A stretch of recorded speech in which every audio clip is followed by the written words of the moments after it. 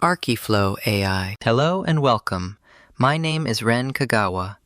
In this series, I'll be sharing the record of my attempt, together with AI, to crack one of history's most stubborn mysteries, the Voynich manuscript. The content is academic in nature, but I've designed each episode to be accessible. Whether you're a researcher or simply someone who loves a good mystery, I hope you'll stay with me. Before we go any further, there's something important I need to establish. The tentative translations I present in this series are not based on confirmed phonetic values. In other words, we don't know how the letters of the Voynich manuscript were actually pronounced. No one does. So, in this series, rather than working from sound, I work from structure and semantic inference. This is not a limitation. It is an accurate description of where we currently stand. When Champollion began deciphering Egyptian hieroglyphics, he didn't start with sound either. He started with repeating patterns. We are standing at that same threshold. The Voynich manuscript is currently held at the Voynich Rare Book and Manuscript Library at Yale University. Radiocarbon dating places the vellum in the early 15th century, somewhere between 1404 and 1438. The manuscript spans approximately 240 pages and is divided into sections based on its illustrations: botanical, astronomical, biological, pharmaceutical, and recipe sections. However, and this is critical, that classification is based entirely on the images. Since the text remains unread, the actual content of each section is still a matter of hypothesis. Here is what over a century of research has established. The character strings in this manuscript are statistically language-like. They approximate Zipf's law, the frequency distribution shared by all natural human languages. A sophisticated hoax would be unlikely to reproduce this property. This is one of the key reasons researchers continue to believe the manuscript is not simply nonsense. To study the Voynich manuscript without phonetic values, researchers developed a shared transcription system called EVA, the European Voynich alphabet. EVA assigns Roman letters to the shapes of Voynich characters. It's a convention, not a decipherment. It allows researchers to work with the text in a consistent, comparable way. The string you see on screen now is the EVA transcription of the passage we'll be analyzing today.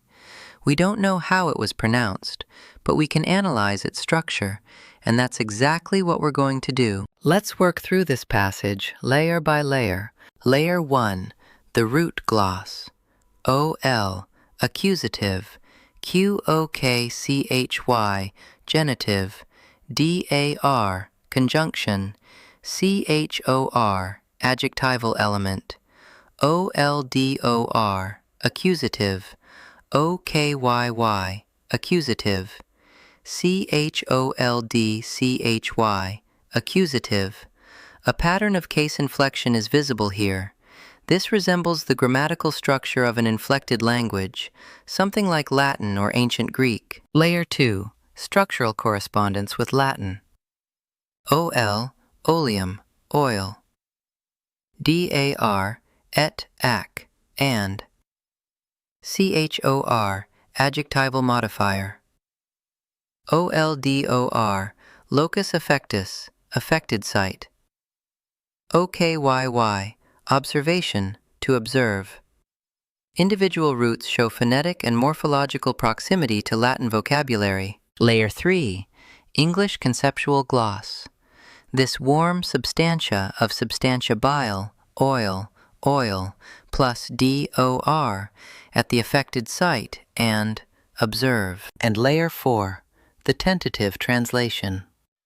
Of this warm substance, bile, oil, at the affected site and observe. Now, 3 observations emerge from this analysis. First, there are no quantitative expressions in this passage. A medical prescription would require measurements, dosages, quantities, frequencies. None appear here. Second, the passage ends with the word observe. This is a structure characteristic of philosophical or contemplative texts, not practical instructions. Third, Taken together, this passage, and the manuscript as a whole, appears more consistent with philosophical or conceptual writing than with a practical handbook.